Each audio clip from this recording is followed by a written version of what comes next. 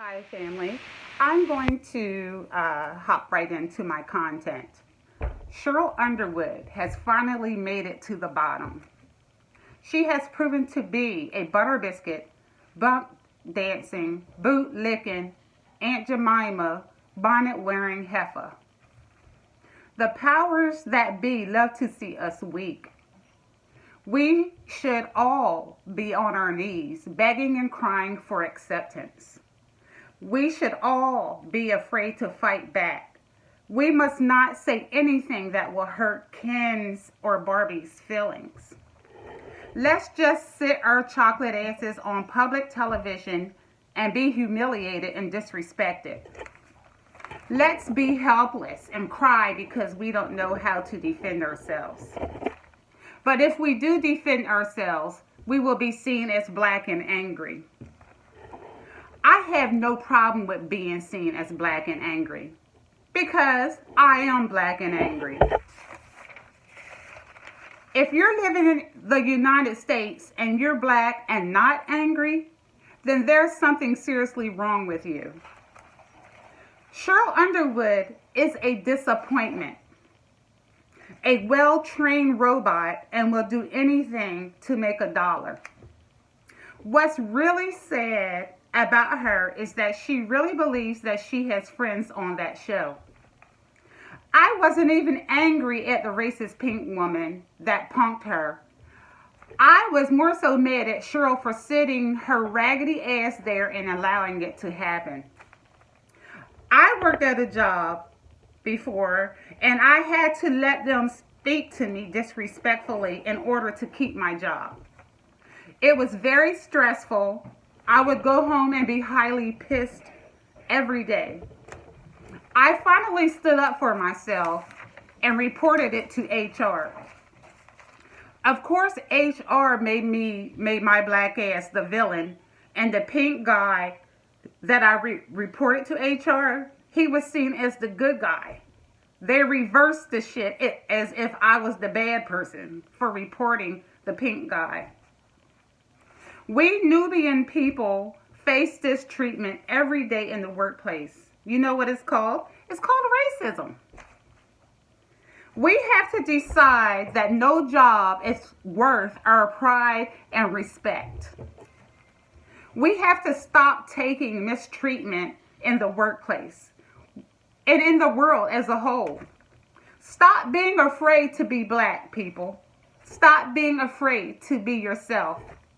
Sharon Osbourne's raggedy ass knew that she had privilege and she used it on that show. That's what they all do. They know they have privilege in this world and they use it all the time. They talk shit to us and dare us to talk shit back. I bet she never thought that she would lose her job though. Sharon Osbourne showed us who she really is. I'm not surprised at all. We as Nubian people need to not be so forgiving of racism. These racist people know exactly what they are doing. They know exactly what they are saying, and none of it is by accident.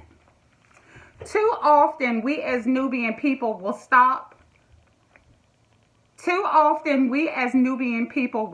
on landmines for others just to absolve them of their guilt and responsibility. Stop it. Let the racists pay for their racist behaviors. Stop trying to protect your massa. This is a mental illness. We are not responsible for racism. Let the folks that invented racism be responsible for it. These folks stick together no matter what. I don't want our people to be weak and apologetic. Nubian people don't have friends. Wake up, folks. We are all that we got. Sometimes we have to separate from our own because our own will sell us to the highest bidder. This is history. This is history I'm talking about. It's repeating itself. When we see that black or this particular black is whack. We must separate. We must separate ourselves from the Cheryl Underwoods in this world in particular. Harriet Tubman would have shot her for telling Massa that we are planning to escape. Listen, family. I messed up my camera.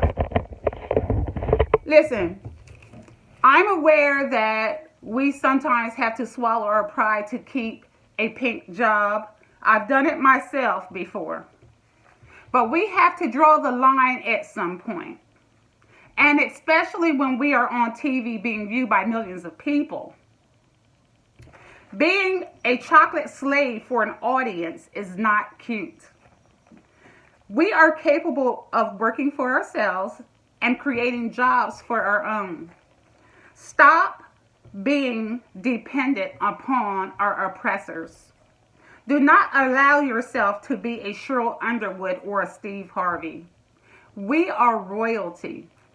I love y'all. Peace.